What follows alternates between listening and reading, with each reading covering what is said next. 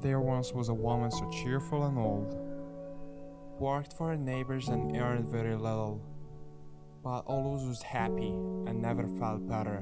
One evening, she saw in the ditch by the road a big black pot that was shiny and pulled. She lifted the lid, and to her surprise, she found it was full of gold coins of great size.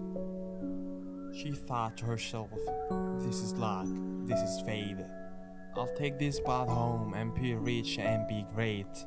I'll buy a new house and a dress and a hat, and sit by the fire with a cup of tea and a cat." She tied her shawl to the pot with a knot and dragged it behind her like a go-kart. She smiled and she sang as she went on her way, and dreamed of the things she'd do the next day. The old woman dragged the pot with great care, but soon she grew tired and needed some air.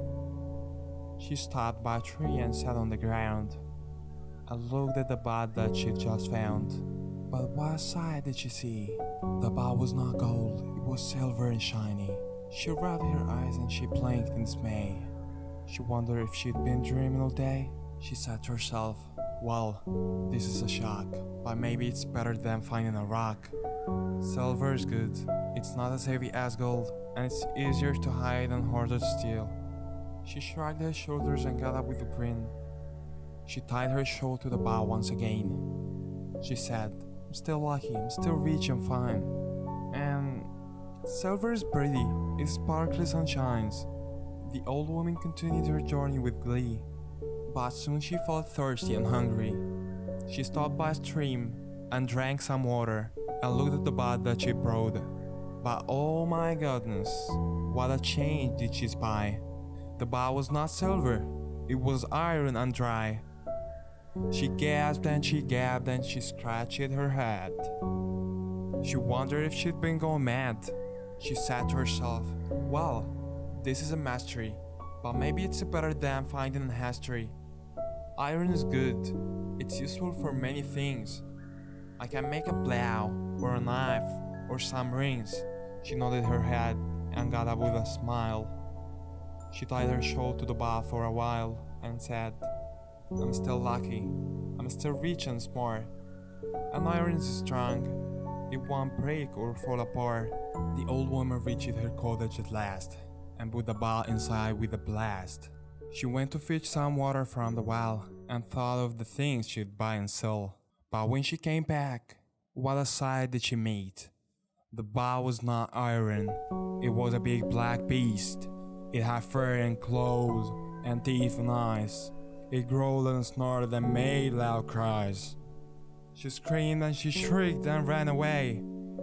She called for her neighbors to come and slay. She said, help me, there is a monster in my house. It's big and it's black and it's as fierce as a mouse." The neighbors heard her cries and came in a hurry.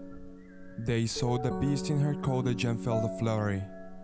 They grabbed some sticks and stones and tried to fight, but the beast was too strong and too fierce to fight. It swept and it roared. It knocked them down and made them twist. They ran and they trembled and they cried. They wondered where it came from and what it tried. They said to each other, what did it think? Where did it come from? And what does it want? Does it want to eat us or hunt? The old woman remembered the bath and its changes. She realized that it was enchanted and had many ranges.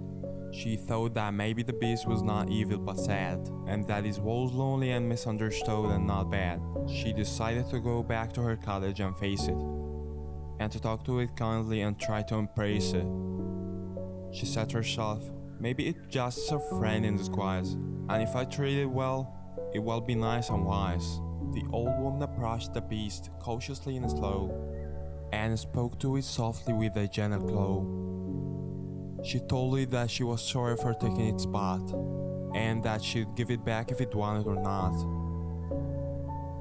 She also offered it some food and water and a bed, and said that it could stay with her and rest its head. She said to it, maybe you're hungry and thirsty and cold, and maybe you're looking for someone to hold. The Beast listened to her words and felt a warm sensation. It was moved by her generosity and compassion. It told her that it was a boogie beast, a shapeshifter of sorts, that could take any form it liked, from humans to dwarves. It said that it was bored and lonely and wanted to have some fun. So it turned itself in a ball and waited for someone. It said that it was curious and playful, not mean, and that it hoped she'd forgive it for making a scene. The old woman and the boogie beast became friends and shared their tales. They talked and laughed and cried and hugged and wagged their tails. The old woman told the boogie beast about her life of woe, but also of her joy and cheer and how she loved to grow. The boogie beast told the old woman about its life of wonder, but also of its loneliness and how it longed to wander. They found that they had much in common and much to learn, and that they both had hearts that could love and yearn. The old woman and the boogie beast decided to stay together and help each other. They became the best of friends and treated each other like a mother.